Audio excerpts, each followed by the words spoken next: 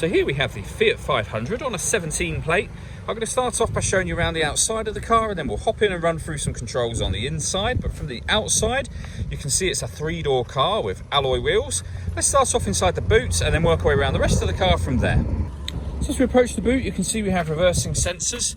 Plenty of boot space given the size of the car, along with that 50-50 split folding rear seat should you wish to increase this space even further.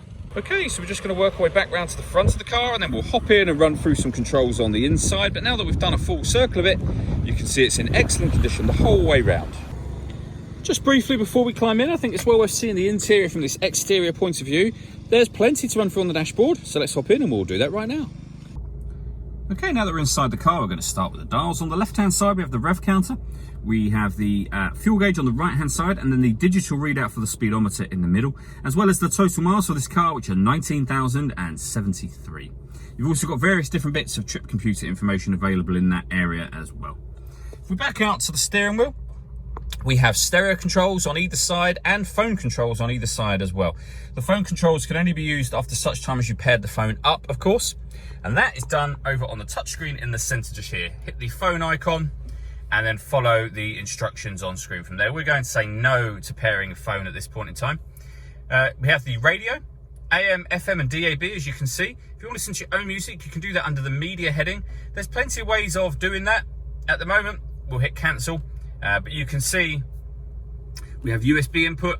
We can stream our music wirelessly via Bluetooth audio, and we have auxiliary input as well. There are also certain Fiat-friendly apps that can be displayed up on here.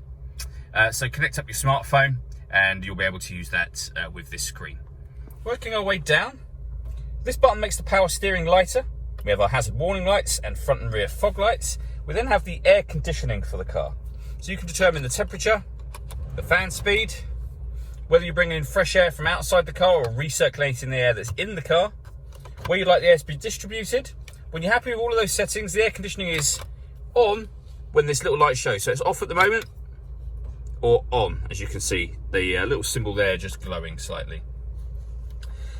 We have our rear heated screen. This button will turn off the stop and start. So this car is designed to cut out when it's stationary in traffic to save you fuel.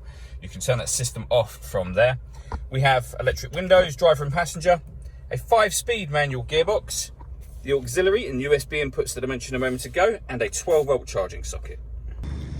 All that leaves me to say is thank you for taking the time to watch this video. If you'd like to come and see the car in person and have a test drive, please feel free to call any of our MJA sites. We'd love to hear from you soon.